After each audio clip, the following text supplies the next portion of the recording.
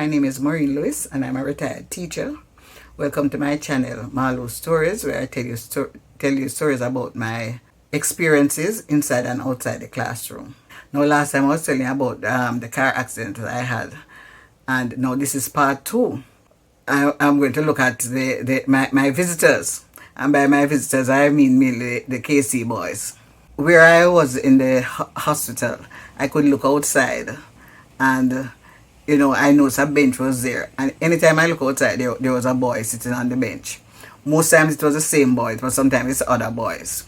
The school was on shift, and the evening shift boys would visit me in the mornings, of course, and the morning shift boys would visit me in the evenings. I found it strange, because the boys that were on the morning shift that year, I didn't teach them. I taught the ones that were on the evening shift. But they all visited me. Every day I would go to the lab because they want to check to see, because of my lungs problem, they had to check to see if I was getting enough oxygen in my blood. So they'd take me and check me. So I'd pass them out there and say hello, and then when I went back in, there were 10 boys. 10 boys were in the room with me at the time. And the lady came and said, "Mrs. Lewis, you cannot have so many visitors." I said, "But there are only 10 of them." She said, "Yes, but you can't have so many." I said, "But the sign on the door says I can have 22 visitors." She said, "No." She said the sign said 2. So I just shut my mouth same time, because I know those boys. And nothing more than one of them decided to change the 2 to 22. So a lot of them could come in to visit.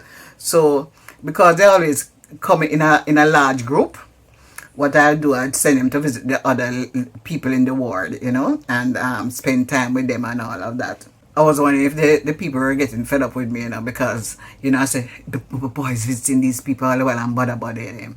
But I found out, I think, I don't know what they're having. And the boys had to be at school, so nobody came to visit me that day. And I hear a lady down the wall say, "Mrs. Lewis, your boy's not coming today." So I said, "No.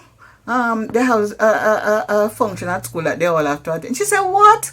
And then everybody in the ward said, "No, man, I would look so forward to the visit." So I didn't know that the people were enjoying it so much, because they loved it when they came and saw me and visited them as well. And as I said, I also discovered that the bench that I saw outside, I thought it was a bench that was there. Now the boys find the bench and put them there so that when they can't come into the ward, they can stay at the door and wave. And would you believe that for all the time I was in that hostel, whenever I looked to the door, as long as it was day, boys were sitting out there. So sometimes I had to ask the nurse them to go to class or something, and I had to look and say, "Check the epaulets for me, and if they have on that color epaulet, please tell them to go to school." They made my stay in the hostel bearable, and I really enjoyed it, Although things weren't good and I was in a lot of pain, they were so sweet. And the other patients now were telling me, how much they enjoyed the visit, and how the one lady said, is one of them bring a star for me every day, And I know, and say, they go and buy things for me, And I said, "What's up?" I said, "I didn't know that the boys were making such an impact, And as I say, every day. And I know that some of the times that they were there, it wasn't visiting hours, but the nurses gave up and just let them come, It was really very nice, and I enjoyed it very much. And I was very thankful to them, and when I went back to school, I told them how grateful I was, and I went on the other shift and told those as well, because, they really went above and beyond, I am very grateful to them for that. So, that's a story where the boys were concerned. So until next time, remember to like, subscribe, share, and tell me whatever stories that you'd like to hear.